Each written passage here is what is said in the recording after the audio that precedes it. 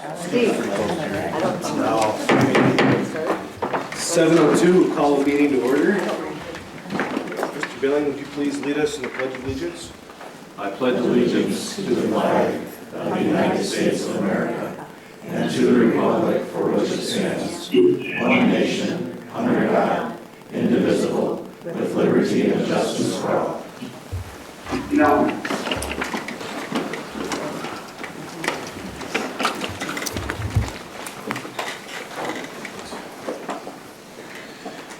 Let the record show all board members are present. Mr. Board, has public notice been given? Yes, it has. We are working off of the revised agenda from the end of last week. All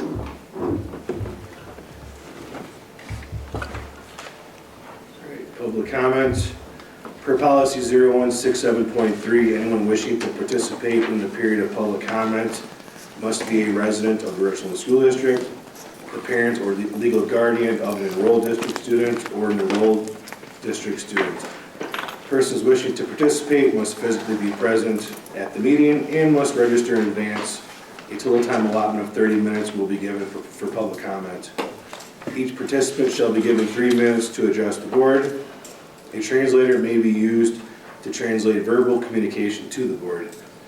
If such translation services are used, 6 minutes shall be given to that participant, with only the first 3 minutes being designated to the total time allotment.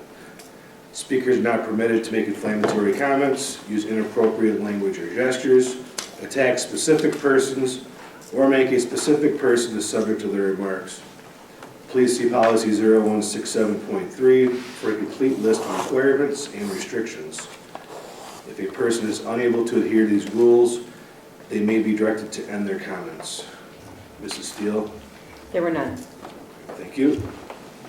On to reports. District Administrator's report. Okay, just a handful of reminders and then some information. One, the board should see next to their seats 2 forms, a conflict of interest form and a use of electronic device forms. These forms are filled out annually by our board members just to make sure that they're aware of conflict of interest and use of electronic devices. Please fill those out when you get a chance to read them and get them back to Laura Steele in the district office. You can do so tonight, or you can do that at a future board meeting, but we would like those no later than the end of the board meeting on June 10th for the 24-25. Let me know if you have any questions on that. Secondly, just some date reminders. This Thursday we have our policy committee starting at 6 p.m., our curriculum starting at 7:15. There is no second board meeting of the month of May. Second board meeting, 4th Monday, falls on Memorial Day, and we will not have a board meeting on Memorial Day. But we will then have our second set of committee meetings on Thursday, May 30th, with Buildings and Property and Personnel on Thursday, May 30th.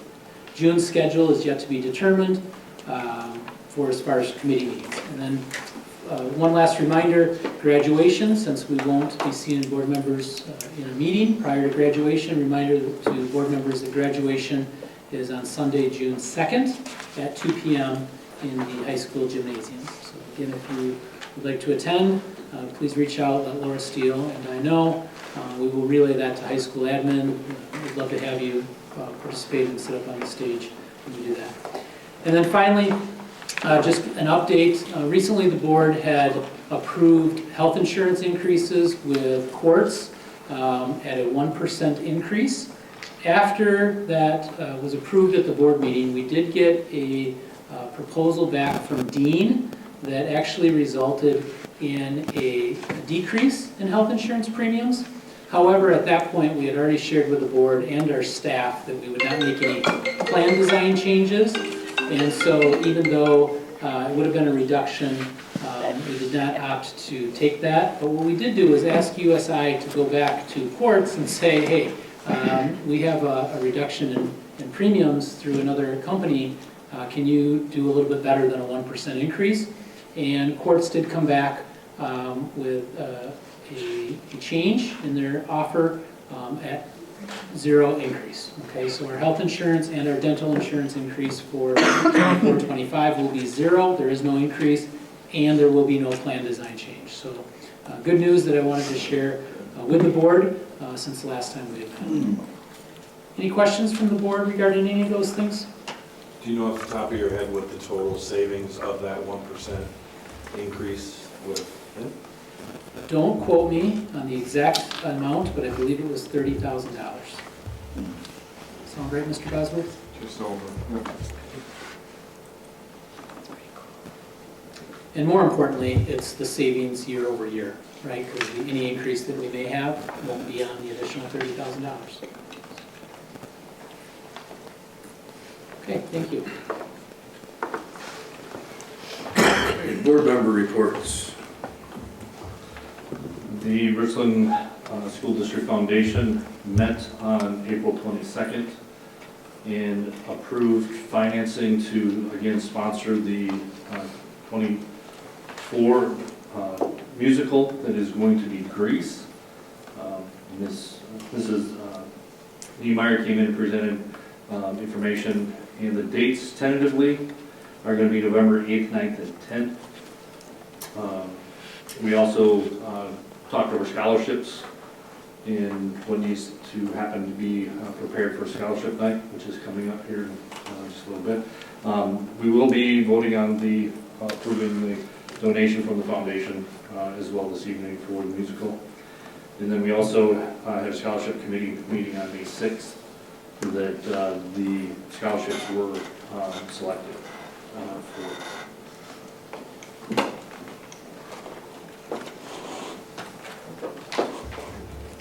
Thank you. I do want to call out, there should be an attachment in the board docs for the committee assignments. This is just a draft. About a year and a half ago, we went from a meeting a week to 2 meetings two times in 1 month, just to be sensitive to folks' time. However, when the board restructured last year, it became difficult to maximize folks' time. Proposing a different change that we would start in June if board members are accepted to, as far as we would meet one time a month. It would be between the first, second board meetings of the month. There would be 2 meetings at 6 p.m. Personnel would be going on in one room, buildings, property in the other room, and at 7:30, curriculum and then policy. Basically, one night we can knock out all 4 committee meetings, being just respectful of folks' time, because it is a commitment. The only downside is Mr. Board would be running in between meetings. However, that's okay. So we have Mrs. Johnson and Mr. Bosworth and Mr. Jones that primarily drive some of the meetings anyways. So at first glance, how do board members feel about this proposal? I'm happy with it. My only concern is being on 2 different committees. One committee has a heavy meeting and runs long, and just being able to coordinate between the 2 different committees.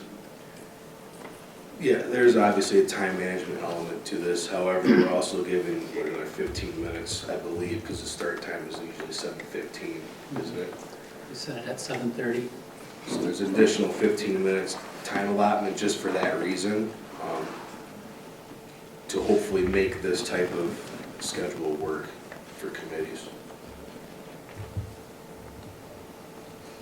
I can make either work. Either. I like it. That would work for me. I'll do what I can.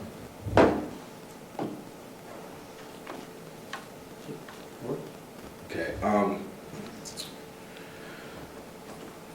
so, yeah, the Thursday following the first Board of Education meeting in a month. We would not start this till June. The way the May calendar is laid out currently, we'll stick with that to avoid last minute changes and confusion. However, the assignments that folks have on here, we would just have to do that for the month of May. with the current schedule the way it is. Is there any other questions, comments, concerns from board members? I have something else. I just wanted to commend Mr. Riley Blair and his students for all their hard work and volunteer hours in helping with the Richland Center City Auditorium and the 80 German Warehouse. They put in a lot of hours, so they did a good job.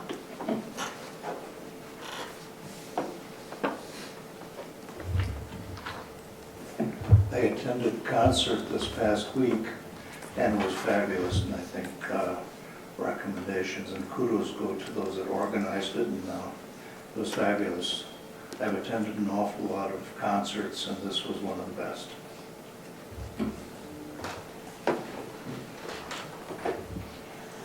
Anything else from board members? So we'll go on to the food service report. Okay, so our food service director, Jody Pretsch, who is present tonight, she had uploaded a presentation, a relatively short presentation. Hopefully board members got a chance to listen to that. She talked about the farm to table program that we have. She's really gathering a lot of input from students regarding meal suggestions, things like that, as well as talking about her summer food service and other things. Ms. Pretsch is present tonight to answer any questions that you may have, including perhaps the most pressing question, why are these plates and forks and napkins sitting next to you? So maybe she could answer that question first. We started making homemade pizzas every Friday, and it's went over great. So I made just a plain pepperoni, a bacon cheeseburger, a meat lovers, and a chicken bacon ranch. Those are the four that the kids like the best. And I think I have them all cut in enough pieces you can have a piece follower. Even better. You're not supposed to smell it.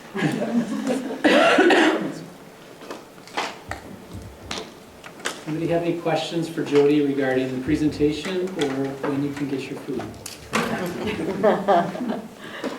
Are there any upcoming needs that the department needs? I know the oven was a big one. Yeah, the oven was a big one. In the next couple of years, we'd like to update our serving lines. They're starting to fall apart and need some updates. As we can, we'll do that. Food service is much like spec ed. If food service runs in the red, then our general balance fund, general operating fund has to cover that. I don't remember the last time our food service has ran in the red. Runs in the black. We are able to fully fund everything that we do from food service. So we do an exceptional job, financially and nutritionally.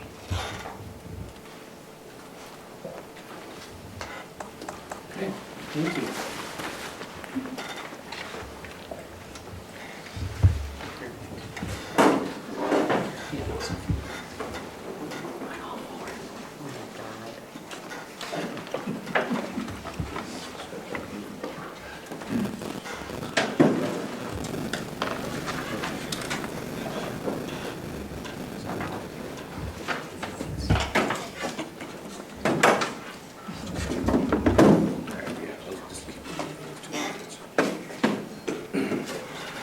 All right, while we wait for this delicious food, we can knock out the minutes. How does that sound?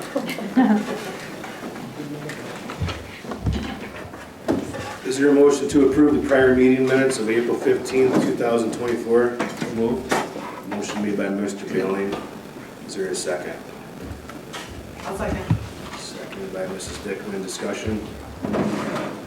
Mr. Bailey? Aye. Aye. Aye. Aye. Aye. Aye. Aye. I'll make the motion. We approve the prior meeting minutes of April 22nd, 2024. Is there a second? I was there, I'll second it. Seconded by Mr. Van Landijk. Discussion? Mr. Van? Thank you. Yes. Aye. Aye. Aye. Aye. Aye. Aye. Aye.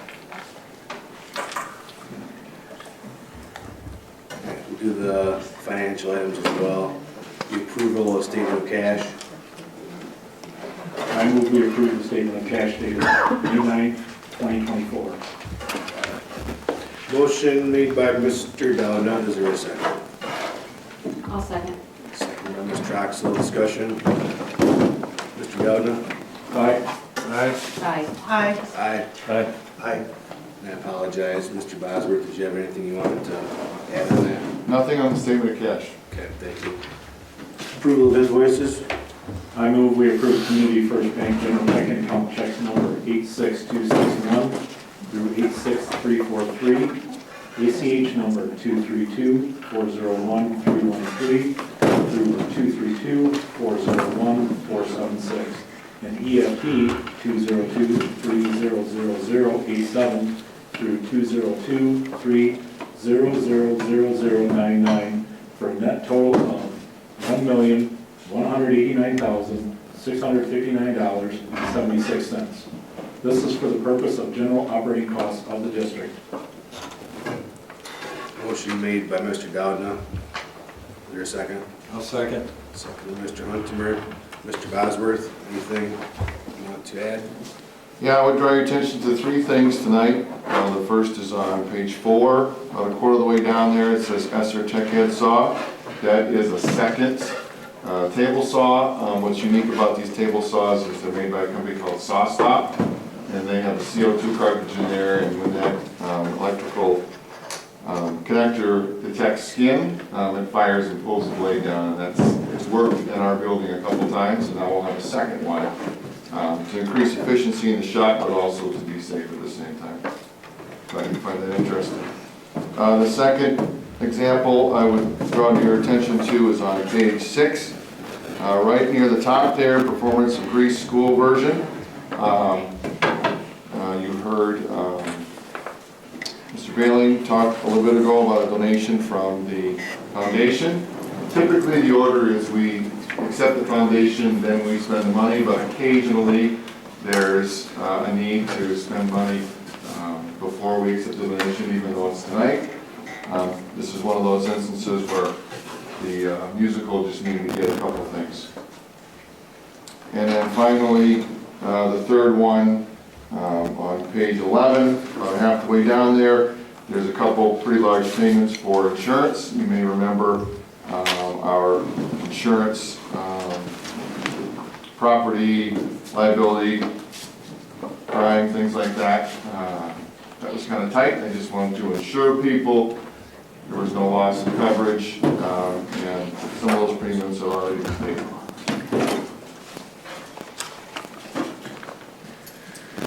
Thank you. Any questions? So we have a motion and a second. Discussion. Mr. Huntemer? Aye. Aye. Aye. Aye. Aye. Aye. Aye. All right. Mrs. Steele, consent agenda items? Motion to approve the list of items to be disposed of as recommended by the Buildings, Property, and Transportation Committee. Motion to accept the donation of money valued at approximately $30,000 for the Richland Center High School Tech Ed Department from WR and Flow Ed SAW per policy 7230. Motion to accept the donation of money valued at approximately $5,350.91 from the Richland School District Foundation for the Richland Center High School Musical per policy 7230.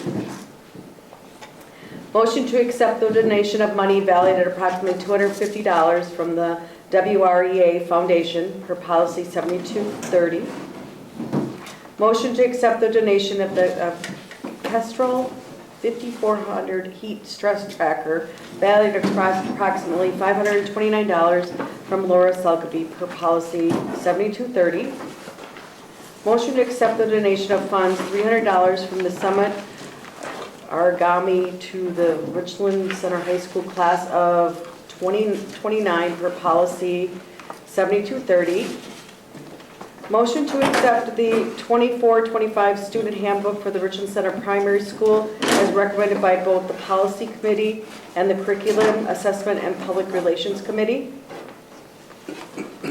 Motion to approve the 24-25 student handbook for the Richland Center Intermediate School as recommended by both the Policy Committee and Curriculum Assessment and Public Relations Committee.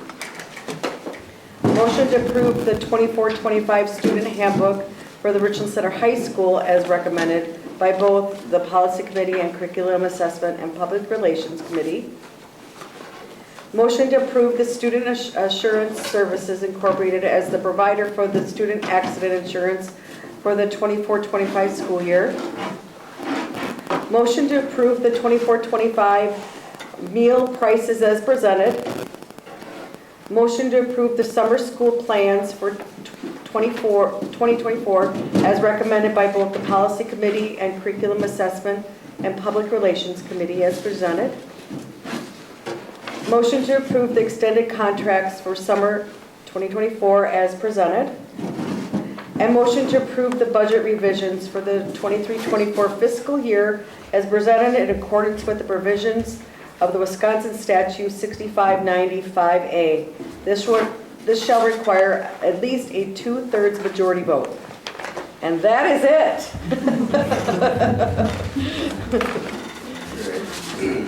Thank you. I'll make the motion to approve consent agenda items. Is there a second? I'll second. Seconded by Mr. Downa. Discussion? Mr. Axel? Aye.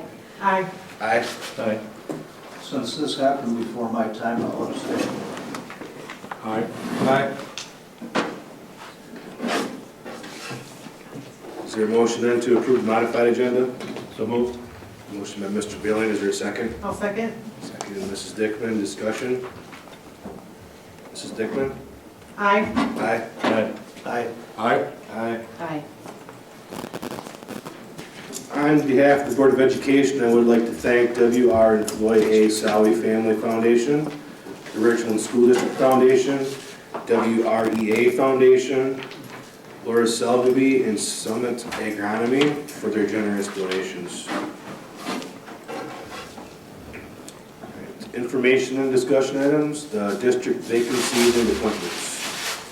Okay, so you can see in the table there included in the memo, we've got a handful of positions that are either in the interview process or pending board approval later on in tonight's closed agenda. And we do still have a handful of openings, our night custodian, as well as a 4K EC, I'm sorry, not that, but as well as our art position at the primary school.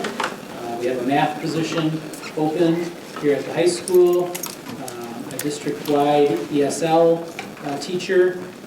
We're looking for that newly created bilingual ELA and math teacher that we believe will be housed at the intermediate school, an ALTAD GED, a 75% position, as well as a 40% speech and language pathologist.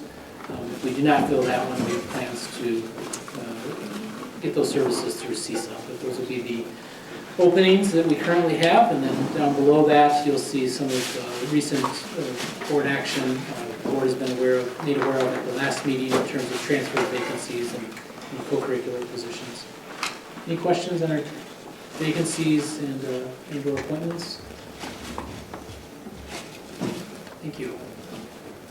The plan of finance, the referendum, Kay Mullen and Baird. Okay, so Kevin Mullen from Baird. Baird is the district's chief financial advisor. And Mr. Mullen is here to give a short presentation on how he and folks at Baird are suggesting that we go about the selling of our bonds, $27,160,000, as recently approved through our stakeholders at the April election. Mr. Mullen, do you need to present that up on the screen? I would like to, yes. Okay. John showed me how to access this. Thought I might have, but here we go. First off, I want to congratulate on passing the referendum. I know it's been an awful lot of hard work and commitment by the administrative team. And the board, and I'm sure it feels very good to be at this point in the process. So tonight, as Steve mentioned, I'm Kevin Mullen. and I've been working with the district over the last 3 referendum cycles, getting to this point. Let's see. Right. Let's find the forward button here. I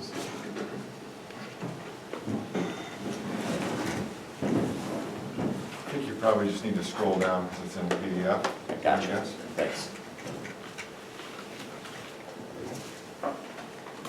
Great. So there are 3 general topics I want to talk with you about tonight. The first is an interest rate update. The second, I want to talk about the plan of finance, which also incorporates one of the action items that is referenced on the agenda, the resolution for transfer of funds for the defeasance. That's referenced in the plan of finance, and again, as an action item, so if you have any questions regarding that, it's probably the time to talk about it. And then along with that, we want to talk about what we see as a really good plan of finance in terms of moving forward to get the construction started and funds in place so that the funds can be efficiently put to work for the district. And then last but not least is just a summary of what that board action and total timeline looks like for that first stage of the plan of finance. So first off, this is a chart that has been referenced before in the conversations. Generally speaking, I think that the school district realizes, and you have in the past, you can borrow at tax-exempt interest rates. And so what I did was put together this 30-year history of the spot rate for a AAA basket of bonds. So think of it in terms of like the New York Stock Exchange Index, but for a municipal bond that is rated AAA for a 20-year borrowing. So if you look back over 30 years, what was that average interest rate for a 20-year borrowing on that basket of bonds? And I wanted to give you a sense as to where we are at in that 30-year interest rate cycle. Sorry. Thanks. So looking back to 1995, you'll notice that peaks during that period of time at close to 7%, just under 7% in 1995. And then over that 30-year period of time, it is generally lagged down heading into 2020. At the end of 2020, beginning of 2021, the Federal Reserve Bank decided that they were concerned about inflation, and one of the metrics that they wanted to use to control inflation was to increase the Fed funds rate. And along with that, interest rates generally. You can see, beginning in 2021, interest rates went up precipitously, and then they've settled into that range that you see in the right-hand side of the bar. The reason that I wanted to show you this, first of all, was to give you a sense as to where we are at in that historical timeline. So, for example, if you were to cover up everything to the left of 2020, you would be safe in saying that interest rates have risen very quickly and at a large amount. But that doesn't really take into account the context of that 30-year period of time. Looking over that 30-year period of time, we're at a very average level of interest rates. And so generally speaking, it's still a good time to borrow money in that context. And so I think, there may be a perception that interest rates have risen quickly, true, but over a very short period of time coming off of historical lows. So I think that that's helpful context. Any questions with regard to that? So the other thing I wanted to point out is that square on the top right-hand side. That looks at what has happened to that same range of borrowing rates over the last year period of time. And you can see there's been generally a fair amount of volatility in that period of time.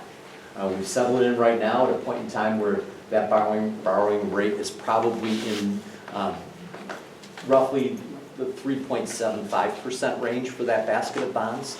But there's been a fair amount of volatility. So in thinking about your plan of finance, one of the objectives that we have is that we want to give you tools that allow you to have tools to manage volatility in the interest rate environment so that you have control and dexterity about when you enter the bond market.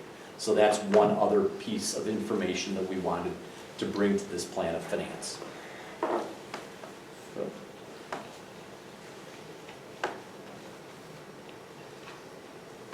There we go. Okay. This chart marries that borrowing trend in light blue with the Fed funds, the change in Fed funds rate in dark blue. And you can see over that 30-year period of time, that Fed funds rate, which is a very short-term rate, has exceeded the long-term rate for a few periods of time, basically 5 periods of time over that range, for very short periods of time. The reason that this is important for you is because that's an indication that short-term interest rates are higher than the borrowing rate on this loan. That becomes very important when you consider what you're about to be doing. You're going to be borrowing at a tax-exempt rate, and you can reinvest the money while you're waiting to pay for project costs. That's considered arbitrage, borrowing at a tax-exempt rate, at a lower rate, and then reinvesting at a higher rate and earning money on that.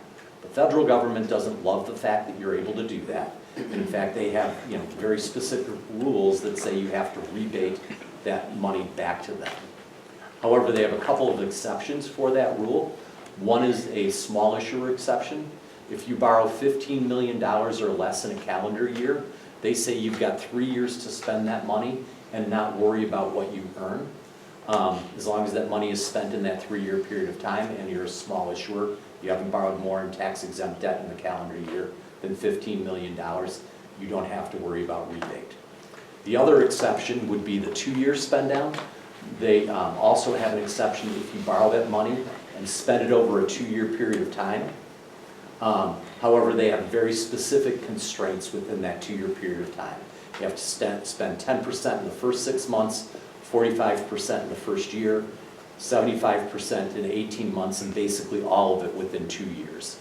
Given the scope of your project, if you were to borrow all the money right away, you would have a very hard time hitting that 2-year exception. So that was another factor that we've considered in terms of planning out the financing, in terms of taking advantage of this situation. Any questions with regard to that?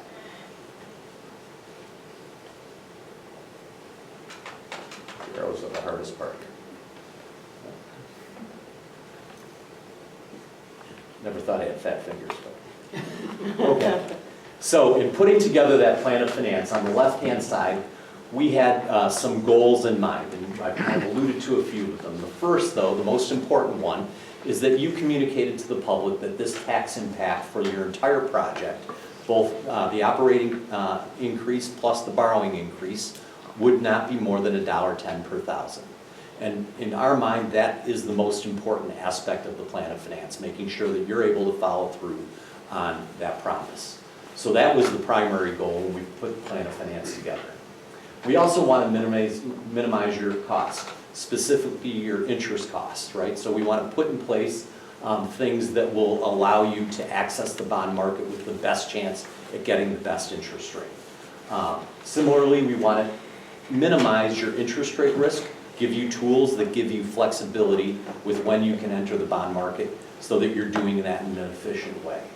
And then the last piece is we want to put together a plan that maximizes the amount of income you can receive on the borrowed funds while you're waiting to spend them on the plan of finance. So to do that, we envisioned a 2-phased borrowing program, meaning we would borrow a portion in the current calendar year and a portion in the next calendar year, or 2025. That's not dissimilar from where we started with the original plan of finance when we put together a tax impact analysis when we first considered this borrowing plan. We always assumed we were going to split it over 2 calendar years, but not necessarily for this purpose.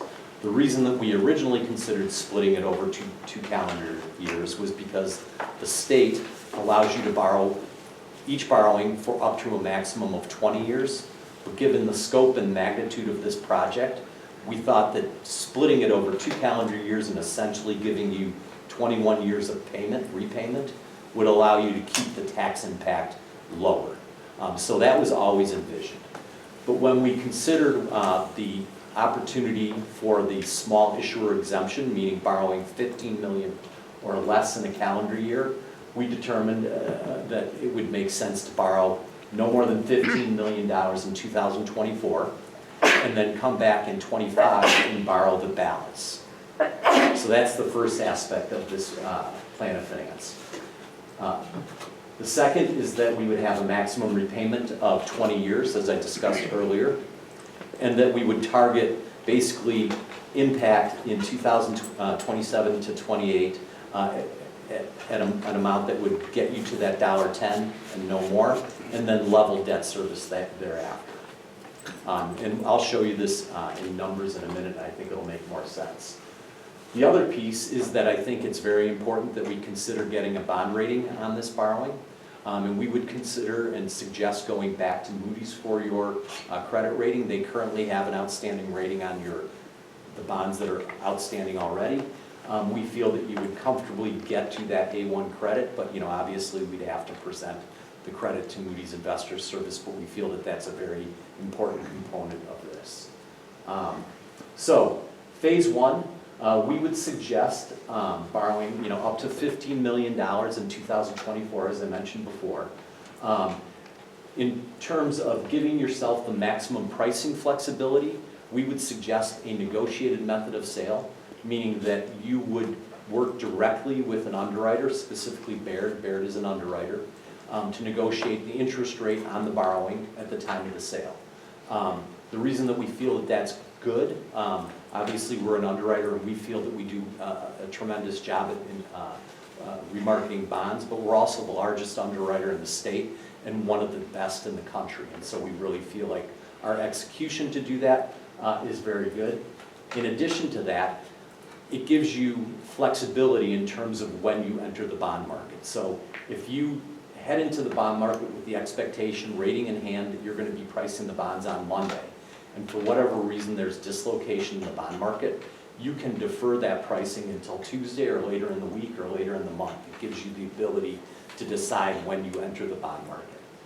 We feel that that's an important aspect of this. We would also suggest that the board consider a parameters resolution. And for most of the bond issues in the last few years that we issue in the public market, we pass a parameters resolution. What that resolution is a resolution that basically describes the borrowing that you're going to do. It talks about the timing, the maximum amounts of principal that you would be issuing, the maximum price, the maximum interest rate, all the things that would define what you want that bond issue to look like in terms of not to exceed amounts. But then it gives you the ability, once the parameters resolution is passed, to wait and enter the bond market when you see fit. So that parameters resolution stays in place, and you've given authority to the district administrator and board president to sign off on the parameters or the pricing if it fits within the parameters. Once the sale occurs at the next bond or at the next board meeting, you would be given the details of what that bond issue was. And so you will have that information. It also gives you the ability, during that pricing period, if you don't like where interest rates are or uncomfortable where interest rates are, you can step back and decide not to move forward. However, most cases it gives you lots of flexibility, and it's just a matter of time before that bond gets issued. So the other aspect of it that we feel is really important is it gives you the ability to encourage local bank investment. So participation by local banks, they could be considered. Obviously, they would have to buy the bonds at market rates, but they could be given priority if that was the decision of the board. Meaning that if they were at market, they would have priority to purchase those. Similarly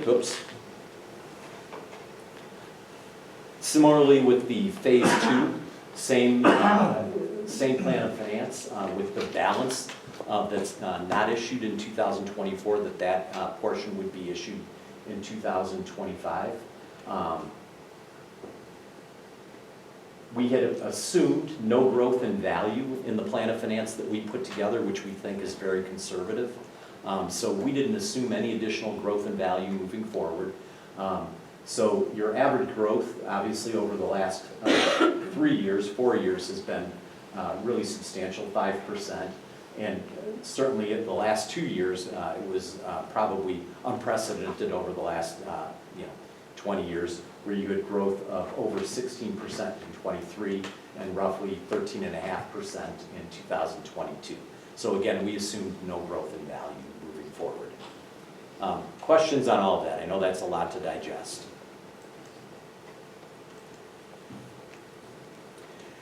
Hey, may I ask? Oh, absolutely. This is way out of my wheelhouse. Sure, sure, sure. I've got a mortgage, which I can deal with. I have retirement funds, and we deal with our representative, and he calls us to say you might want to change your investments or whatever. As time goes on, as this period goes, are you in constant contact with people here to let them know, watch out, or new developments have happened? I mean, changes, policies change all the time. And if there should be something that comes along that would be to our advantage, is that something you would advise us of so that we could make our best choices when it came to that? Yeah, absolutely. So two things I think that are important. One is, the time between now and when the bonds are sold, there's obviously a lot of fluidity in terms of what can happen. And we would be in, very close contact with the administrative team about that. But once the bonds are sold, that interest rate is locked in for that 20-year period of time. But there will be a call feature on it, and that would be something that would be, alluded to in the parameters resolution.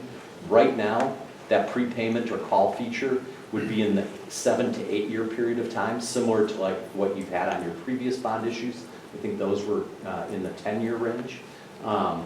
Meaning that if interest rates, for example, come down during that 20-year period of time, we would have the ability to prepay, either using an advance refunding ahead of that call feature, which the district has done before, or a current refunding once you get to that call feature, and we would continue to be in contact with the district during that period of time. Another question would be that when we take out a mortgage, we want to make darn sure that we can pay ahead and not have to pay a penalty for paying ahead. If for some reason we get the state giving the schools money as like they should, and we find ourselves a little bit of money ahead, that we can make this without being penalized. Yep. So, and we're going to talk specifically about that on your existing 2014 borrowing right now. So as I mentioned, these bonds are sold with a call feature. So in this situation, we would probably market the bonds with either a 7 or 8 year prepayment feature. It could be shorter. They could be callable, after a week if you wanted to.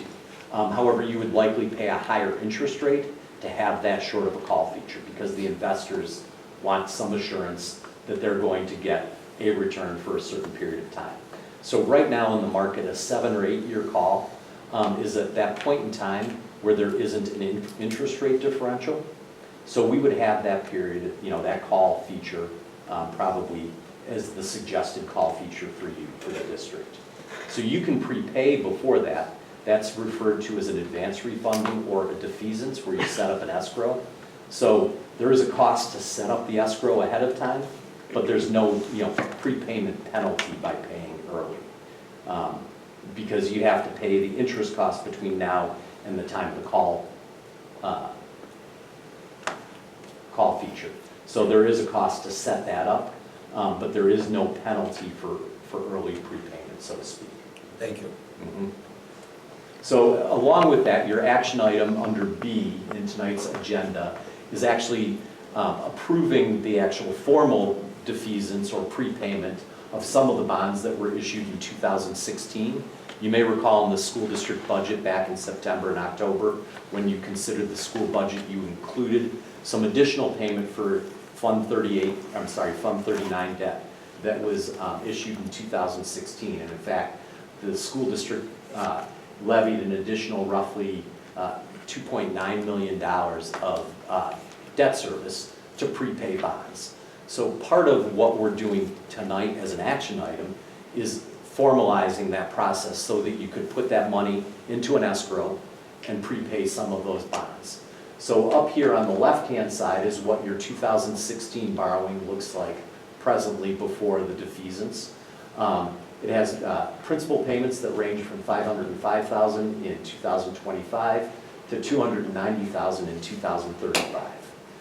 We're going to use some of that $2.9 million to pay principal, and you'll see if you compare the box on the left, the green box, to the green box on the right, we're prepaying roughly 2.5, 3 years-ish worth of principal on that 2016 borrowing. Plus, we're gonna pay interest on that to the call date, and the call date on this is March 1st of 2026. So it will build an escrow that does that for you. So in essence, well, not in essence, very practically, that portion of that debt service or that borrowing is gone. And your new structure, what's left of those bonds, is on the right-hand side. The savings by doing that, because there is interest rate savings because you're paying that early, that savings will result in roughly $713,000 savings to the district in debt service. The other thing, the reason that we've been talking with the administrative team about doing that in this fiscal year, from a practical standpoint, that $2.9 million is going to be considered a shared cost when the school levy or school aid is considered. And so you are going to receive aid on that next year. If you waited and made the payments later, you would obviously receive that aid later. But the reason it's important here is because our plan of finance, when we originally presented your tax impact to the public for the referendum, assumed that we would be making that payment in this fiscal year. So it's important from the standpoint of like maintaining consistency and aid that churns through in this fiscal year. So that's why that's being considered tonight at tonight's board meeting, so that it can be closed on before June 30th. So that's one aspect. Questions on that? I know this, Steve said a short presentation. In my mind, it's short. It's probably starting to feel long for you guys. So that's the defeasance. So remember that 2.9 number? So I think what this is, and you're thinking, wow, how can this be exciting? To me, this is the most exciting part of the process right here. So I'll go back once. This right-hand column, the total amount on the right-hand side is that new borrowing, or your existing 2016 borrowing after the defeasance. That is what is now your existing debt service on the left-hand side, plus some additional payments you have for Fund 38 energy efficiency loan. So that's in essence what your existing debt is on the far left-hand side, broken down by what would be considered, for lack of a better term, your current mortgage payments. Let me see if I can make this larger. Feeling good about this. All right. We've also dropped in what the operational increase is, because that's how the original plan of finance was conceived. We looked at both of those pieces together. So you can see in the orange, we've got the operational increase that was considered and passed beginning in 2024 for the 2025 budget, levied in 24 for 25's budget. Then in the center, phase 1 is what we would conceive as being your first phase of the capital project plan for the new referendum. So here we've assumed $15 million being borrowed over a 20-year period of time. The estimated interest cost that we assumed here is 4.71%, which is about 30 to 35 basis points higher than the current market, so it's slightly conservative. The reason that it's on the higher edge of conservative is because if you notice the principal amounts, and it might be hard for you to see them, I can't jump, but so right next to the orange column, these principal payments, you notice that there's one that is in 2025, and then most of them are on the back end of the borrowing. That's intentional because we talked about wanting to, minimize interest rate risk. If we generally like interest rates where they are right now, we would want to lock in the longer part of the borrowing curve, because that's where interest rates move more abruptly and have greater swings, meaning that we would lock in the longer term with the knowledge that we still had to finance the balance. The balance, which is done in 2025, would be the shorter end of the yield curve, or the shorter end of the interest rate curve, because that's where there's less interest rate volatility. And so we've estimated that conservatively at 4.75%. So we feel like that's a good, thoughtful way to do this. You'll also notice that there's kind of one straggler maturity all the way out in the 21st year. Again, that's that last piece to get you to a 21-year amortization. In all likelihood, we probably wouldn't just leave that out there in the 21st year. We'd probably have some, I'm guessing there would be a lot of value to moving that up into the 10th year with the expectation that maybe you'll prepay it over time or whatever. But for the purposes of illustration here, I think it makes sense. But I think what's important, so if you take your existing debt plus your operating referendum increase, and we've assumed that after 2027, that stays in your budget in some manner. Obviously, you'd have to go back to taxpayers to approve that, but we wanted to model it that way. So a $15 million borrowing done in 2025, the balance done in 2026, the total of all those annual payments, and then state aid, the impact of state aid. We're assuming that obviously you're going to get more state aid because there's more money running through the shared cost formula. We've made an assumption as to what that increase in state aid is to get to your net cost. That net cost, with all those things factored in, we've kept and stabilized at $1.10. I actually feel like that's super conservative because we've actually backed off what the state aid impact is. As Mr. Bosworth and I have discussed, you use the Baird budget model. We want to put all the pieces into the budget model and flush this out because I know that this is a very conservative estimate to give you a better sense as to what that is. The plan of finance was built originally for taxpayer, for consumption before the referendum, with an average interest rate of roughly 5.28%. Presently, this combined plan of finance conservatively has an estimated interest cost of 4.72%. So we know that comparing those two costs, it's going to reduce at least the interest cost over time of that by about $2.8 million based on what was originally planned. So we feel really confident that we can fit this within your plan of finance. One last thing I want to talk about in terms of flexibility here. Because you're borrowing that first piece in June, you obviously haven't determined what your budget is. And so we would make an estimate and kind of figure a debt service amount heading into June and lock that in. You're going to build your budget then from June to October. We're going to know by the time we get to October what your actual state aid is. We're going to know what your actual value comes in at. We're going to know a whole lot more about your budget when we get to October. When we get to October, we're going to fill in a debt service amount that's likely higher than what we're showing here as the amount coming due in 2025, or it could be lower, but it's going to hit your target. And that amount, when we issue the bonds in early 2025, that amount is going to be what the payment is going to be in 2025. The reason that I say that is that gives us very good comfort and dexterity in knowing that we will hit your target, right? Because we'll have the ability to self-correct on that second borrowing and likely even pay slightly more than what we're projecting if interest rates come in better. Any questions on that? I know it's an awful lot of information, but I think it's a plan that really has a lot of good pieces that will work well for the district.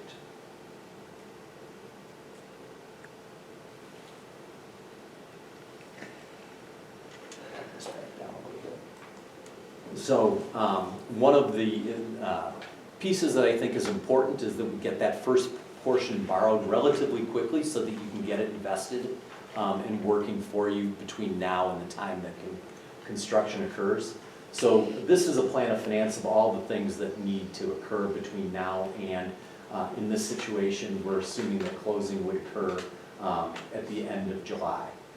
So if that's the schedule backing up, we're here talking about the plan of finance tonight. We're here talking about an action item for the defeasance tonight. The next resolution or memorial that the board would have to take part in is in that yellow column, which would be action on a parameters resolution. We assumed that that would be on June 10th. So the board would consider a parameters resolution on June 10th. Between now and June 10th, we would pull the official statement, which is the document that investors are required to look at in order to invest in the bonds. It's also the document that you provide to a rating agency to get a rating.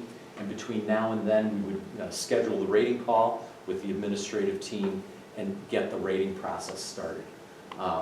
Assuming those things fall into place and we pass the parameters resolution in early June, we would be in a position to go to market probably in mid-June with the bonds, with the intent of closing in mid to late July. So that's the general schedule for that process.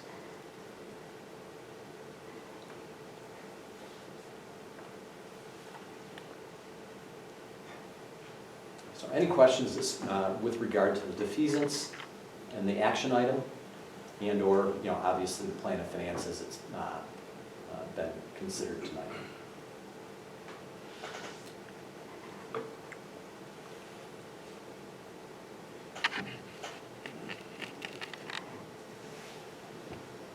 Questions from the board? Thank you. Oh, thank you, and thank you for your attention and your patience as I muddle through this.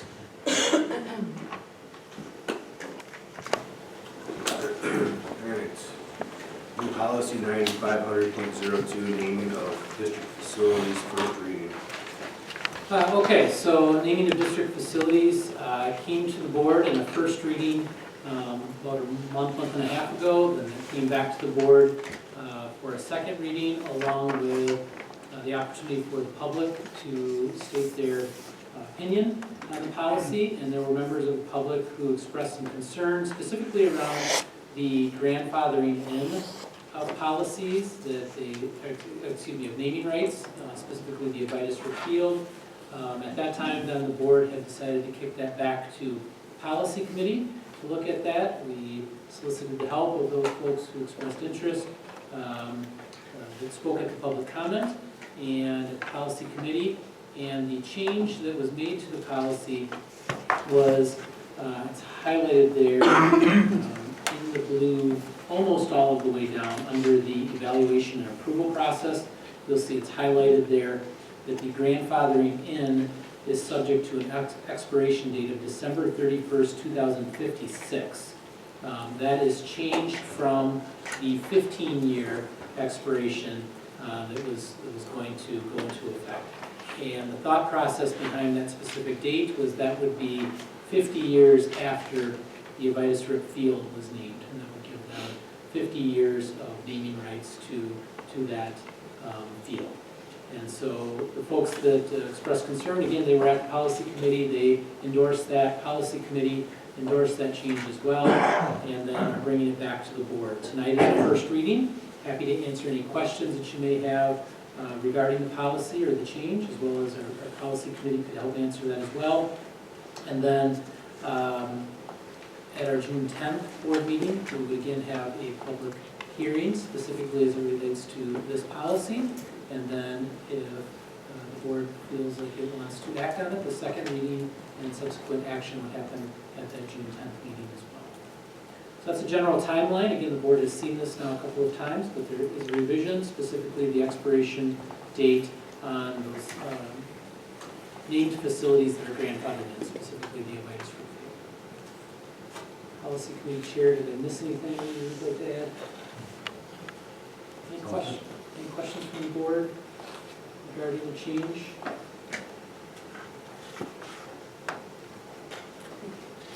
It's only the Avitus Rip Field that's grandfathered in, or is there others?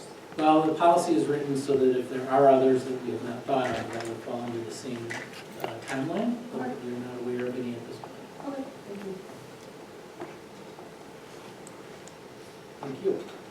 Does that, sorry, Yeah. I almost forgot. Does that, what does the field entail? So is it specifically the greenery of the grass is Avitus Rip? Or is it from the time you enter the ramps to come into the enclosed area?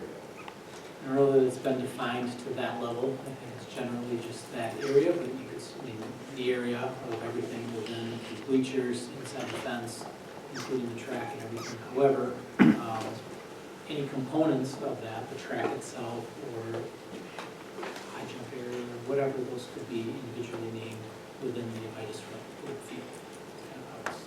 That was the intent, but The gentleman was not known to be a track coach star as well, correct? Was it specifically football? did a lot of different things. I don't know if he coached track or not. Okay.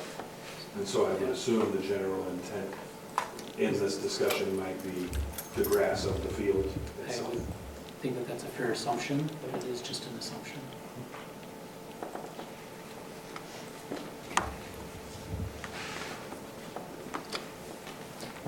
Anything else from the board? Again, this would come back to the board on June 10th as a public hearing regarding that specific policy as well as potential action at that time. Okay, thank you. 2023-24 discipline report, quarter 3. Okay, so at the end of each quarter, the board sees a summary of discipline report. You see 3 PDFs that are attached to the board docs. One is the general data compiled on several pages. The other is the same as the graph that you'll see there, total offenses with 2023-24 in green. And then you can see how that compares to quarter 1 and quarter 2 and quarter 3 of 21-22, which is in blue, 22-23 in orange. That's also in a PDF. And then finally, there's a PDF labeled charts, where it takes every discipline offense, and you can see how quarter 1, quarter 2, and quarter 3 are for that specific offense over the last couple of years. And so we do have our administration here as well, but in looking at the data, and this is just, you can look at this in many different ways, but when I was looking at it, I'm looking primarily on those charts for one of 2 things, either big increases, decreases in year-over-year data, where all of the lines within a group of particular data are moving in one direction. That would indicate a significant decrease over the quarters, or significant jumps or reductions in the blue line, which is this year's data, quarter 3, as it relates to quarters 1 and 2. So that's kind of what I'm looking for. And here are just a few things that I saw that I'll point out. I noticed our truancy increases in quarter 3. I think that this is relatively common. I think that we work with students and families a lot in the early quarters, and then eventually the number of absences just builds up, and then the truancy situations arise. So I think that that's a natural increase, that you'll see that in quarter 3. You'll notice that under our harassment and bullying, it does look like it takes a significant jump up, and it does. Technically, it doubles. It does go from 3 to 7. However, when I dug down into the charts, there were a lot of just singles, but there were 3 8th graders that did have harassment, bullying, that I think drove our numbers up a little bit. Again, that's something that we want to continue to look at. You'll see an increase in both verbal confrontations as well as defiance. Those are both very similar. We continue to see students have more confrontations verbally and then just defying authority, and that seems to be higher in quarter 3 than in previous quarters. You'll notice that in our push strike of a student is higher. I want to make a note that push strike does not necessarily mean an all-out fight. This could be a slap or a shove on a playground. We document that. We do try to correct that. We do want to have a track record of that, but that is higher than we'd like to see. Some positives: our school threats have gone down since quarter 1 and quarter 2. So I think the actions that we're taking there and emphasizing school safety is working. And then finally, you'll notice like our dress code. Our dress code is almost non-existent in terms of dress code violations, and that is, since we've allowed for a lot more freedom in dress code, hats, hoodies, things like that, we just have almost 0 issues. That was one of our highest offenses. So those are just some general trends that I saw. Again, high school, intermediate school, administration are here. What questions do you have? But maybe before you do that, I know Mrs. Hardy, you wanted to just make a quick comment about the primary school. Yes, so some of our numbers, thank you, Shane. Some of our numbers seem quite high, and they are. We're at the hub and spot in teaching a lot of practice, and teaching the students all the basics that we feel they need to know as far as what's above the line, below the line, using love and logic. I think if you came into our building and asked any of our students, what the Hornet Way is, or, what does it mean above the line, below the line, they'd be able to answer you. Or if you observed a behavior that was either above or below, they'd be able to simply tell you with their thumbs going up and down. With that said, there's a lot of reteaching. We also do have some students that there's an exceptional number of incidents for. We have some individual students with up to numbers in the 30s for an incidents that they have occurred on their own. So, I'd be happy to talk about this at a later time if you'd like, but I do need that to be in consideration. So when we look at, again, I can share more if you would like down the road, but how many of our students are really part of this? That's hard when you're just looking at straight numbers. How many incidents an individual might have occurred on, have gotten on their own. And again, I'd be happy to talk with that in the future. And we have a lot of goodness. It's not, where this is constant, but it is constant, but we have a lot of students that are doing amazing, and we want to celebrate that as well. Quick question. Yes. When I was looking over this before, I assumed that the code there and the gray, red, and blue, it's not that gray and red are both Q2, but that one is actually Q1. Is that correct? Oh, yes, the orange is Q1. Okay. Yes. So that, So it's Q3 and Q2. okay.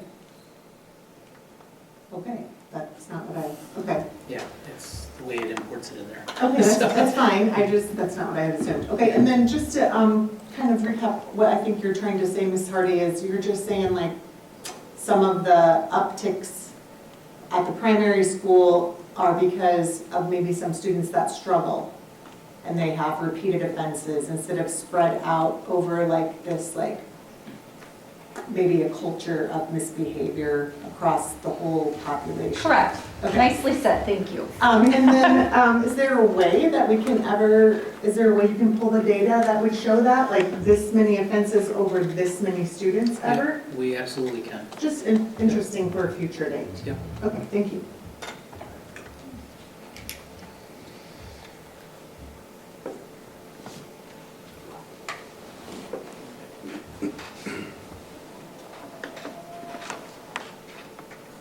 Do you anticipate an uptick, all administrators, in the Q4? Is that a fair assumption? Things will get a little looser with students' behavior and we might see an increase in Q4?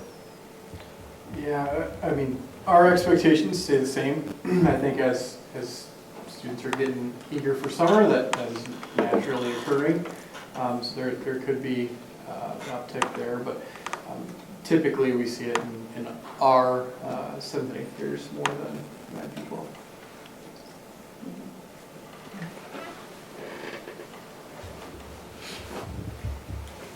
I think it's also important, I mentioned this in our all-district Zoom meeting last week. I think, we think that summer vacation and all this stuff is exciting and everybody's looking forward to it, and generally they are, but we do have to remember that there's a large number of students that, school is structure, school is where they get fed, school is where they get a lot of the basic needs met, and going off into an undisciplined, unstructured environment in the middle of, when school's over for summer can be problematic, and it can be anxiety for students, and oftentimes that alone can increase some discipline problems. But that, along with good weather and a lot of things going on, but I do think it's important to know that summer vacations, while everybody's looking forward to it, is not always that great for every student.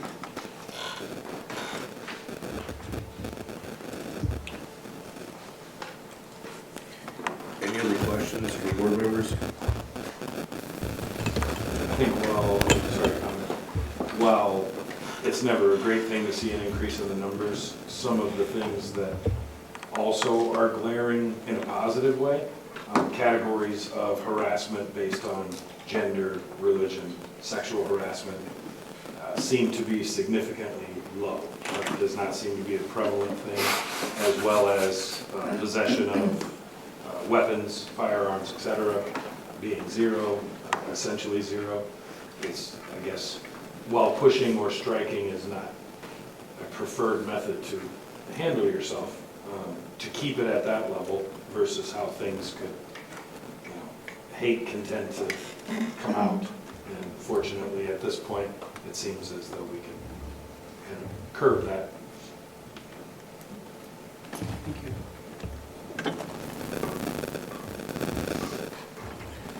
Great. On to the official learning management system, LMS, of Richland School District. All right, so Dr. Johnson will give a presentation here going through what has really been a year-long process of fully analyzing the different learning management systems, specifically as it relates to Schoology and Google Classroom.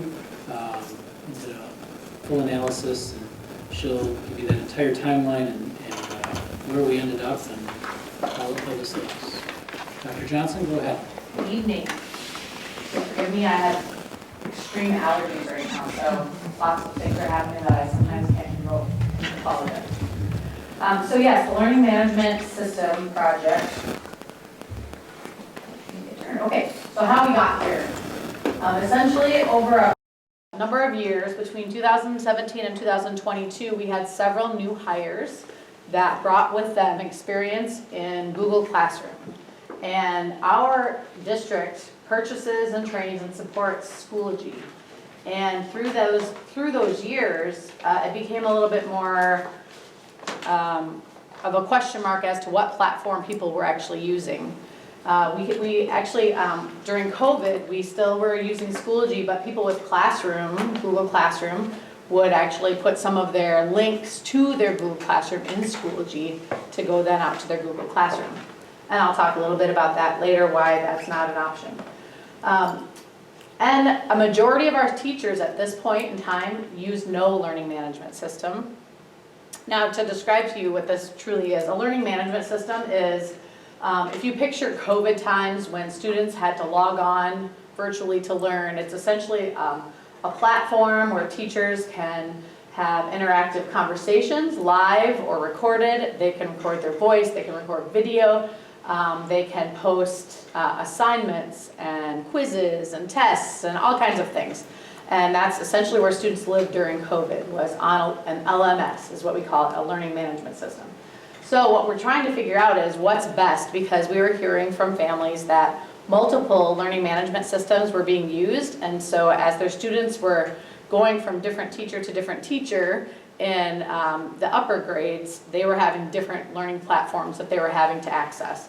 And most students are savvy, but not all of them are savvy. And so we needed to make sure that all of our students could enter into the same learning management system, so that way everyone knew where to go, including parents. And so then last year, the teacher mentorship leadership team at the Richland Center High School proposed a pilot of Google Classroom as they were starting their work for this school year, the 23-24 school year. So we decided that we would do a pilot here. Those who wanted to use it, used it. Those who wanted to stay in Schoology, stayed in Schoology. So we have students in this building currently who are using both platforms. So that's kind of where we're at. So in the middle of this school year, we needed to examine what is the best LMS for the Richland School District. So we had a timeline, and some of you will remember, so a policy was put into place, 7540, naming Schoology as the district's learning management system. And so July of this school year, July 2023, we waived that policy for the pilot of Google Classroom. So that way, those who wanted to try it could try it, and those who wanted to stay in Schoology could stay in Schoology. And then in December 2023, we did do, I made this out in kind of a timeline form, because in my mind, that's kind of the best way to look at all the work that was done. And by the way, Trisha Lewis was by my side for all of this work. She really teamed with me. It's been a really interesting process, and I'll go into that in a little bit, but December 2023, we checked in with the curriculum committee, and we made our own committee. And this committee, what I really wanted was one person from the intermediate and the high school that used each platform to start with. You know, for sure, I wanted one person from each. Truly knowing how big this job was, I didn't want the committee to be a whole bunch of people. Because even with the small committee we had, it took a lot of kind of re-educating those involved to forget about the platform that they're familiar with or that they love, and we are literally just focusing on the platform, not those platforms. So it was really hard for some of them to be like, well, Schoology has this, Google Classroom has that, and it's like, no. Do we value that as whichever one we choose? Is that something that we have to put on our checklist? So it really took a lot of time to kind of dig down deep and figure out what we value as a district. So this committee met all those dates in January, and we had to find out what we valued. So we used a couple different we used a couple different rubrics that other places use. There was a Michigan college, there was another college out east, you know, because there's some really good things out there that people have already created. So we took some of those and put them together and made our own learning management rubric, which I'll show you in a second. In February, we finalized our values, and and once I show it to you, you'll see it's in two separate sections. There's a technical and administrative portion, which I knew very little about before this process, and I learned a ton about, and then the teaching and learning process. So Tricia was more on the technical administrative side, and I was on the teaching and learning side, and we kind of came together and were able to kind of help each other through some of those things as we were, like, there were words we didn't know, acronyms that we had to look up, you know, lots of things that we needed to understand. So in February, on February 13th, then we shared our finished rubric with the district. We sent it out district-wide. You all, if you were a board member at the time, received it. And I was waiting to get feedback because I was kind of like, I got 2 emails from people with questions, really great emails with lots of information and some conversational items that I was able to kind of address the needs of those 2 people. And then the end of February, the committee went through the rubric because we honestly hadn't run any of the things. We just cared about the rubric itself. We wanted to make sure we had that solid before we ran either the Google Classroom through the rubric or Schoology through it. So then once we knew that everyone had said what they wanted to say, we ran both platforms through the rubric, trying to get the one with the most yes answers. And so once we did that for ourselves, then we also had 2 outside sources, one who is considered a Google Classroom expert and one who's considered a Schoology expert, and they also used our rubric and ran their platform through our rubric. So we could then see, is our perspective, we didn't want it to be, you know, you feel like you have a pretty clear view and an impartial vision, but you just want to be sure, right? So we had other people also work through this process with us. And then in early April, once we knew the results, then we had the admin team. We showed them what we had learned by running through the rubric, and told them about the whole process, and they also then agreed and concluded that that Schoology, which I'll show you, had the most yeses in the rubric. And then April 11th, staff were sent an email informing them of the results.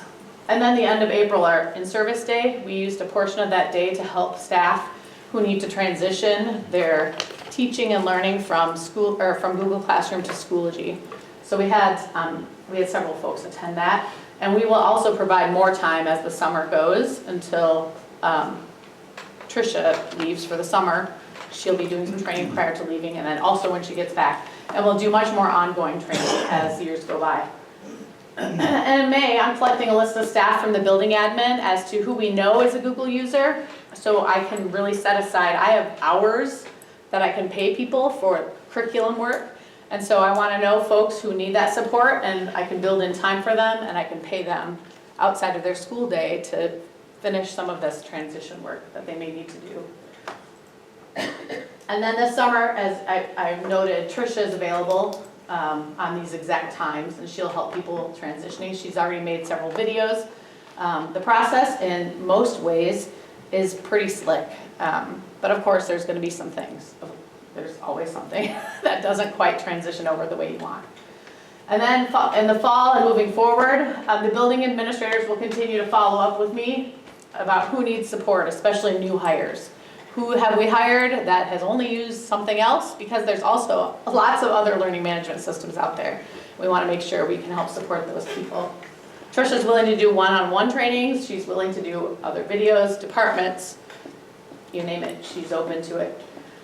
This is the rubric itself. And And I sent this presentation out to you just during the meeting, so you can have a look at it. I'm not showing you this so you can read all the things.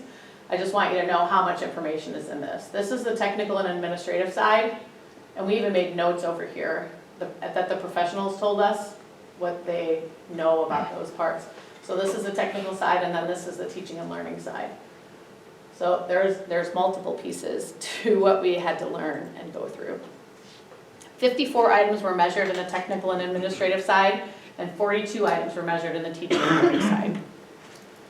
And of course, the yes answer was the goal. So in the technical and administrative, Google Classroom had 19 no's and Schoology had 3 no's.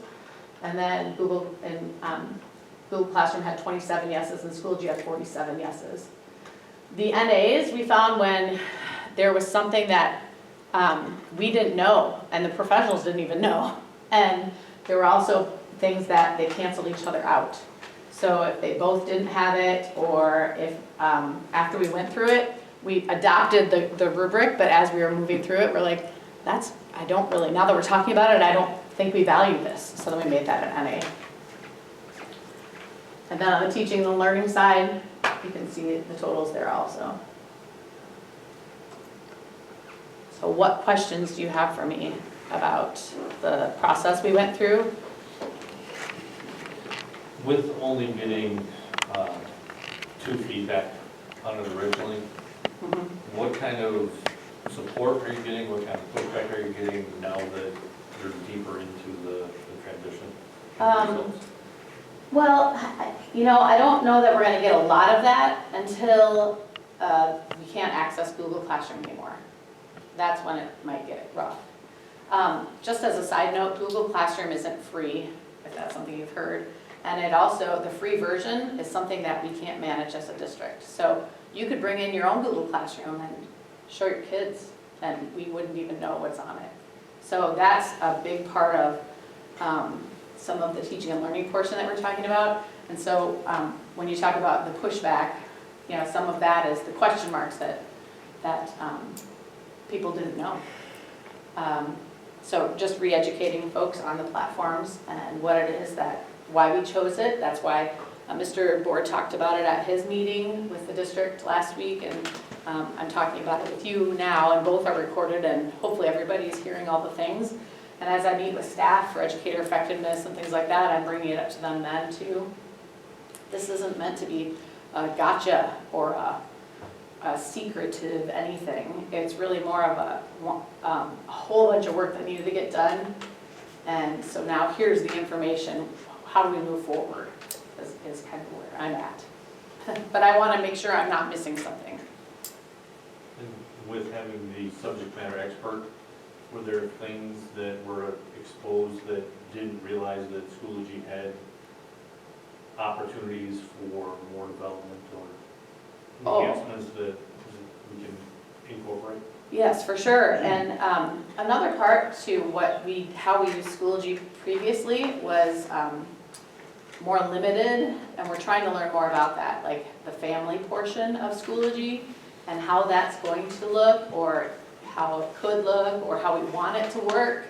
Those are pieces that we know are available, and we're trying to figure that out.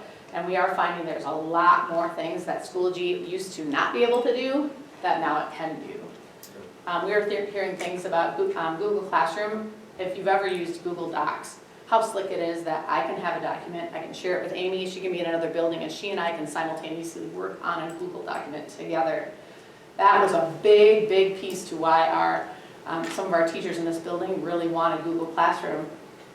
And now Schoology has some of those options built in. Not quite as slick yet, but we're figuring it out. Thank you. So after this year, when you go to this, will you reevaluate it then to see how it worked for all the? I can, if that's what the board chooses. This has actually been a conversation for the last 4 years. So I can reevaluate, but I feel like this is truly, the work's been done. If I were to reevaluate, to be completely transparent, I would look at something else, not Google Classroom. It doesn't have enough If we really wanted to evaluate how Schoology is, I would compare it to like Canvas. I wouldn't compare it to something that, because truly in the definition piece, Google Classroom isn't a learning management system in the same scope as Schoology and Canvas. I also think it's fair to say, though, that even though we may not go through a formal evaluation, everything that we're doing, we're continuing to evaluate every piece of curriculum, everything. Dr. Johnson, can you just touch base with your early slide, talk about curriculum pilot program and their need for Google Classroom? Can you just touch base on what they're using from sites and Classroom? Because it doesn't necessarily affect that pilot as much as maybe we originally thought. Right. From all of the information I've received from that group and everything we work in is Google Sites. There's been no Google Classroom work for that work. The teachers who are in that group use Google Classroom in their classrooms, but not for the mentorship work. Thank you. Was there any one thing that really stood out between the two? I know the rubric did a lot of deciding for you, but was there any one thing that really popped out? You're just like, oh, wow. Well, something I kind of knew already, but it just reaffirmed it when the two professionals said something about it, is the security piece. Google Classroom doesn't have the security pieces in place that Schoology does. And all of the different things that can be done in Schoology with students with IEPs, students with language needs, students with different abilities, you can differentiate all of that and the other kids don't see it. And in Google Classroom, they would see the student isn't in there. They would be in their own separate section. So that to me was a big, big part. I want it to be an equal playing ground for all of our learners.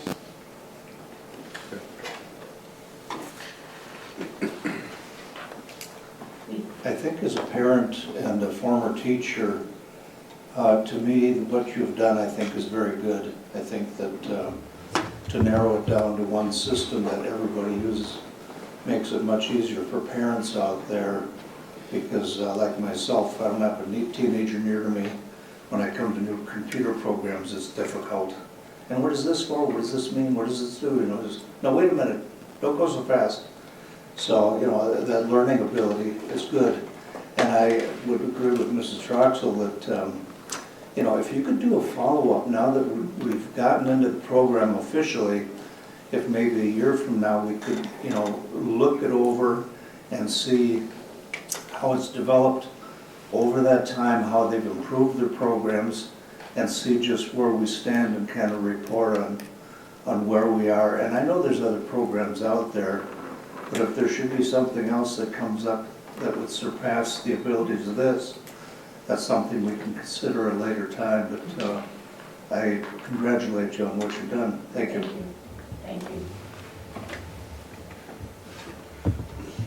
Is this all grades? This is 3rd through 12th grade. Our K-2 families and even early childhood uses, Seesaw. What is it? Seesaw. Yeah, thank you, Seesaw. I'm a mom on it, so I get to see they do like journal entries and things. One more question. I noticed that's from 3rd grade up. In the primary school, what system would they use to accomplish the same thing when it comes to keeping the kids together when, you know, in their learning process? They use a platform called Seesaw. And it's a little more kid-friendly and you don't have to be able to read to use it. Thank you.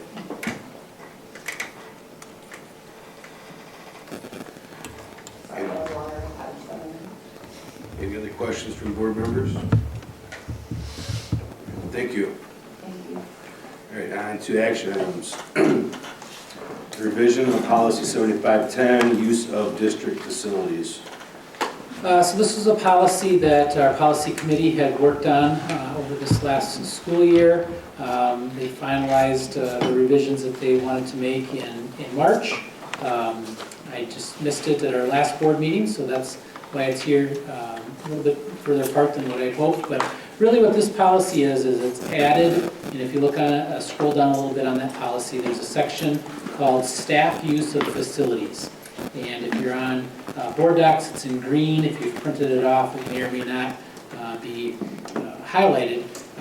But that section, the staff use of facilities, and then the numbers 1 through 9, is what was added by the policy committee. And essentially what this was trying to accomplish was to give our staff the benefit of using some of our wonderful facilities during non-instructional hours. Maybe a staff member wants to come up with their child on a Saturday morning and shoot hoops or use the weight room with them or use components of our facility. So we wanted a way that would allow for them to do that, and we believe that this policy addresses that.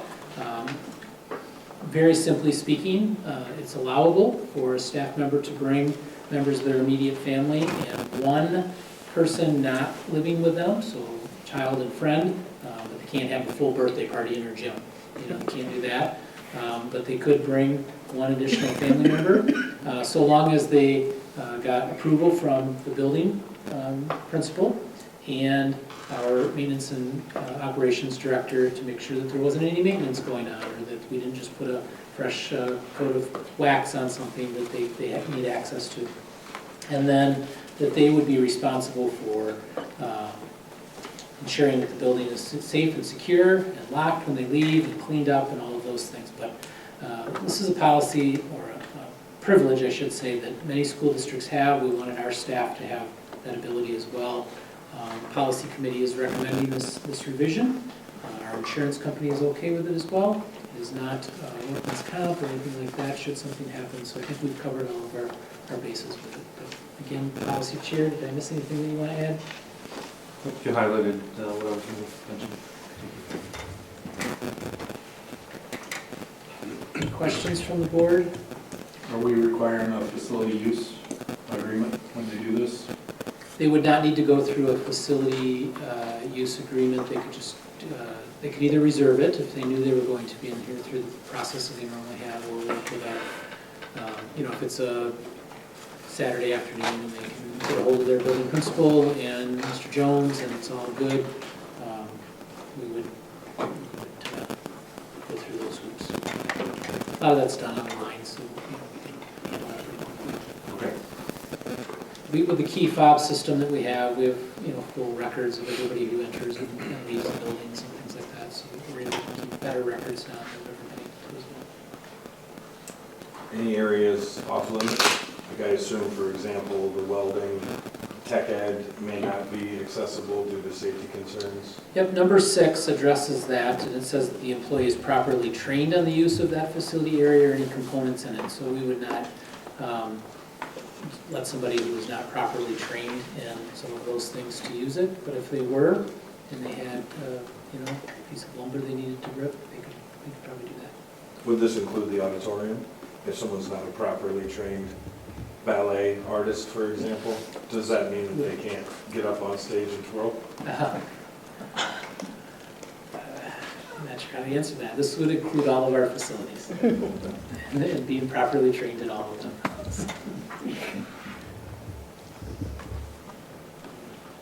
So this is a recommendation from the policy committee.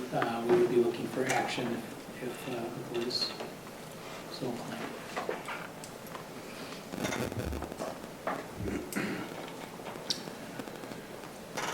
Is there a motion to approve the revisions to policy 7510, use of district facilities, recommended by the policy committee, effective immediately? So moved. Motion made by Mr. Bailing. I'll second it. Any discussion, further questions? We don't have key fobs. You couldn't squeeze that in. Option 10 there, Scott. Sorry. No other questions? Aye. Aye. Aye. Aye. Aye. Aye. Great. On to the resolution authorizing the transfer of funds, the establishment of an escrow account with respect to and the defeasance of certain and general obligation corporate purpose bonds, Series 2016A, dated August 10th, 2016. So Mr. Mullen had spoke earlier about the plan of finance, and part of that was the defeasance. This would be the second or third year now that we've done the defeasance for our Fund 39, our 2016 debt. Mr. Bosworth will give a short presentation on that. A few months ago, we looked at the overall debt for the district, and you probably remember seeing a graph of something like this. This was the EE debt, overall debt on the top, and this is the 2016 debt here. And then about a month ago, we passed a resolution to address this debt right down here, and pay that off slightly early and save about $5,000 in interest. So we did that, and that's reflected in this graph. So now that debt is to zero. The overall debt is reduced by about $500,000. And then the resolution that's before you tonight, if you choose to pass that, addresses this debt. And once that will be passed, we would essentially get to here. So you can see this 2016 debt decreased by about $3 million, and the overall debt decreased by about $3 million. So just kind of some bigger picture figures for you. As Mr. Mullen mentioned, we have the first defeasance payment saved us about $500,000, and this most current one would save us about $700,000 in interest. You combine that with $5,000 from the 2014 EE, and that would be about $1.3 million in interest that we would save by paying off this debt early.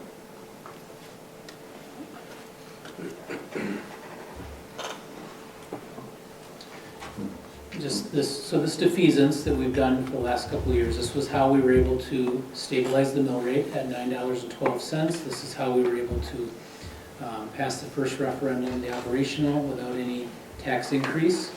Now that those are passed, this defeasance plan would likely change significantly so that we weren't levying additional. Questions do you have for Mr. Bosworth, Mr. Mullen, or myself? Having heard these things, I make the motion that we go forward with this. Okay, so Mr. Van Landijk made the motion to approve the resolution authorizing the transfer of funds, the establishment of an escrow account with respect to, and the defeasance of certain of the general obligation corporate purpose bonds, Series 2016A, dated August 10, 2016. Is there a second? Second, Ms. Troxel. Any more discussion, questions? So going forward, once we issue the bonds for the referendum that was passed, then there will be no further defeasance until that's paid for? How does that work? Well, if all the assumptions are held true, my recommendation, I believe Mr. Bosworth's recommendation would be that we no longer defease. In fact, my recommendation would be that if the mill rate drops, that we allow it to drop back down to around the $9 mark. If 7 years down the road we were below that, I would recommend exploring the strategy again. My recommendation would be to allow it to drop back down into the low 9s where it's a nice stable number. Mr. Bosworth, anything to add to that?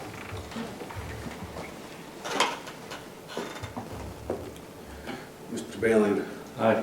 Aye. Aye. Aye. Aye. Aye. Aye.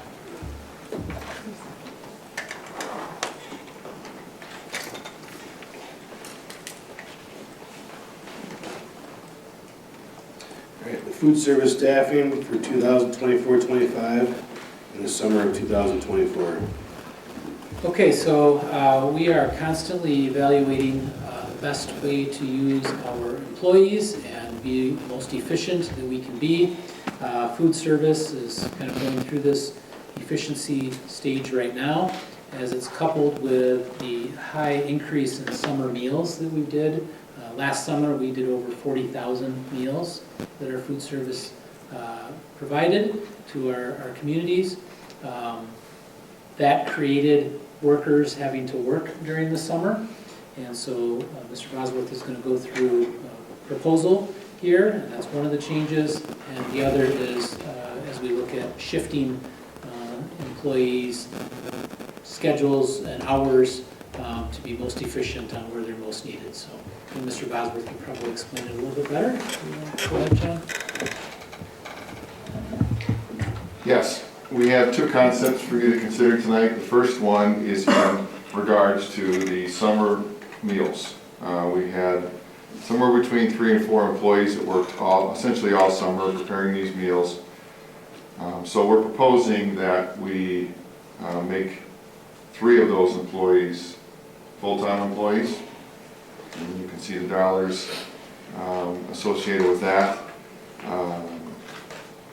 The slight increase comes with some slight extra benefits, more holiday days, and also a few more days of the school year that they would be working that they normally aren't working.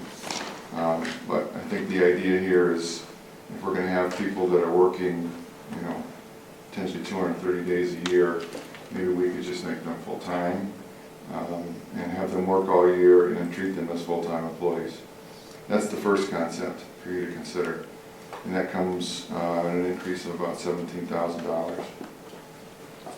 The second concept is when we examine on any given day during the school year, when students are here, September through May, our number of food service workers, the hours we spend each day compared to the meals that are prepared, Jody and I feel that we can do that with fewer workers. So we're proposing that we would reduce a worker at the primary building, we would reduce a worker at the high school building, and we would slightly reduce hours at the intermediate building. One of the concepts that we would change is currently the high school prepares food for the high school, the intermediate school, and some of the primary, and there's some cooking done at the primary. We would make that model the same across and do all the food preparation at this building, transfer to intermediate and primary in the same manner. So there's some slight, that's one concept there to create one position, and then the other position at high school is just an examination of the amount of work that's necessary and feeling that that can be done with one less worker. So that's a separate concept, but in order to see the total dollar values, that would probably be a reduction of about $50,000 per year. And as Mr. Board mentioned earlier, food service needs to operate on its own, and as Mr. Board said, our food service has been operating in the black, as he put it, for the last few years, so we think that this is possible.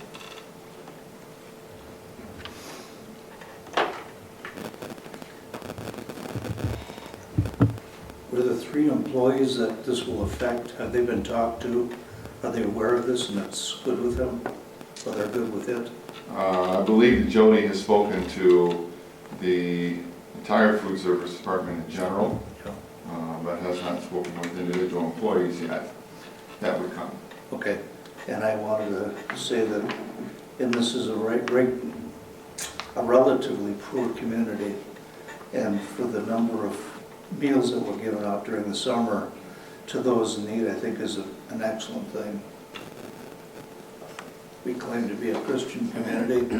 This proves it.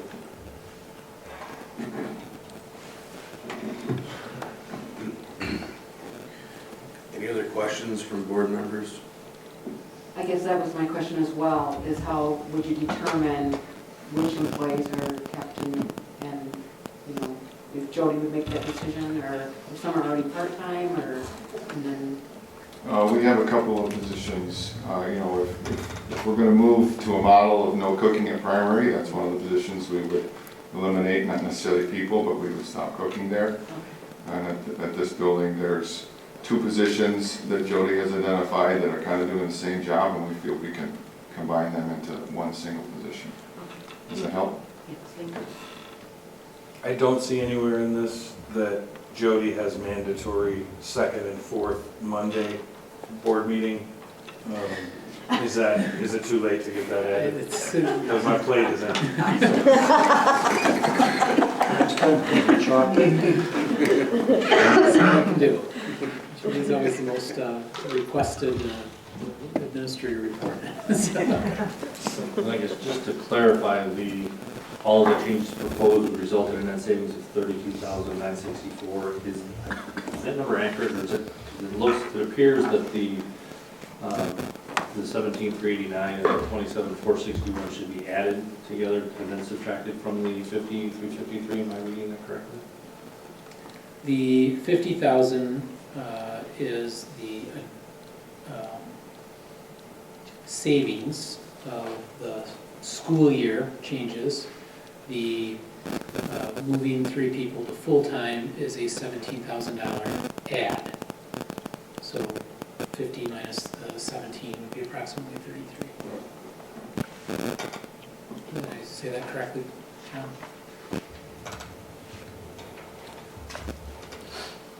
And just to clarify, we do have the capability to ship the food to the other buildings without a problem.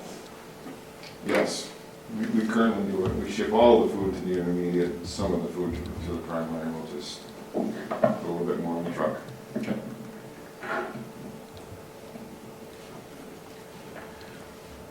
Is there a motion to approve the revisions to the staffing plan for the 2024-25 and the summer of 2024 as presented?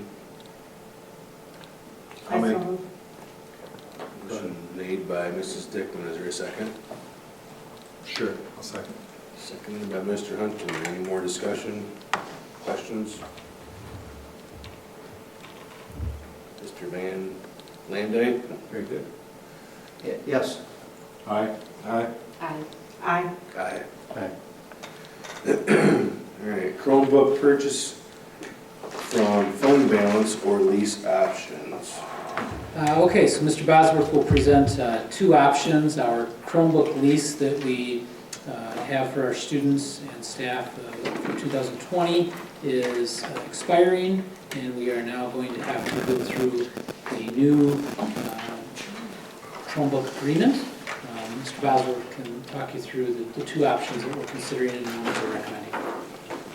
The IT department spent about $300,000 over the last 4 years to secure devices for students in grades 4 through 12 and staff members, primarily Chromebooks. So as that lease was expiring and those devices were aging out and they're looking at the new proper devices they need to get, they are working inside the same budget, so they try to aim for the same dollar value, roughly $300,000. But their ask and our ask this time is that rather than use a lease structure that we used before, where there's principal and interest paid each year, and we wound up paying about $20,000 in interest the last time we did this, we're asking if we can use about $300,000 from our fund balance to purchase these devices outright. We would take the $20,000 that had been used in interest, put that towards devices, so purchase more devices, and then over the next 3 or 4 years, we would pay that money back. So the money would be spent from our annual budget each year. $75,000 roughly would be deposited back into fund balance, so at the end of the 4 years, the fund balance would be restored. The fund balance is healthy enough to support this.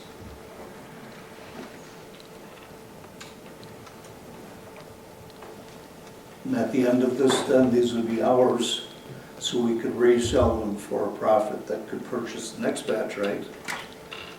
That's correct. I mean, right now, these have to go back to them, it's theirs, but these would be ours. The devices that are aging out right now are ours, right? That's correct.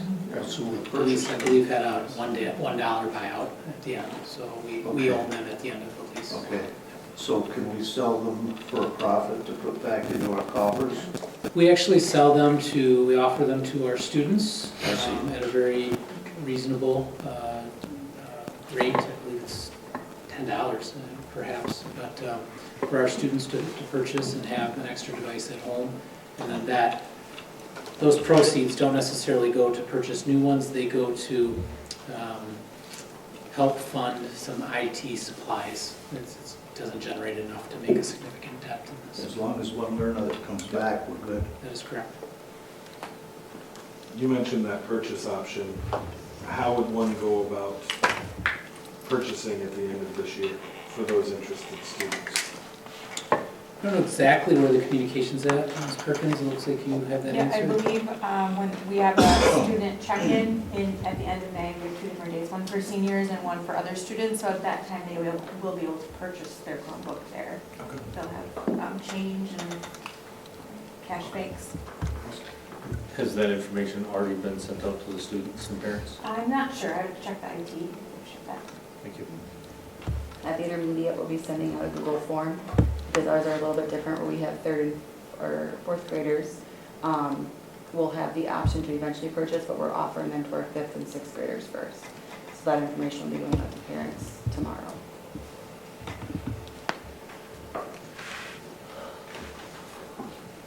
With the previous lease agreement, was there any support that came with that, or was it truly just a funding lease option? I'm not certain. Steve, do you know? We purchased a warranty with that, and this purchase option, buying them outright, has that same option. There was no additional lease. It was a third-party leasing, financing arrangement that made $19,297 at the end of it. Thank you.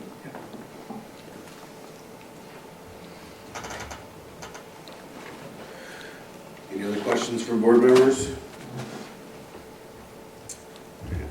Is there a motion then to approve the use of district fund balance to purchase devices for students and staff for the next 4 school years in the amount of $303,220? This will be returned to fund balance over the next 4 years. I'll make that motion. Motion made by Ms. Troxel, second. Second. Seconded by Mr. Van Landijk. Any further discussion? Mr. Dowden. Aye. Aye. Aye. Aye. Aye. Aye. Aye.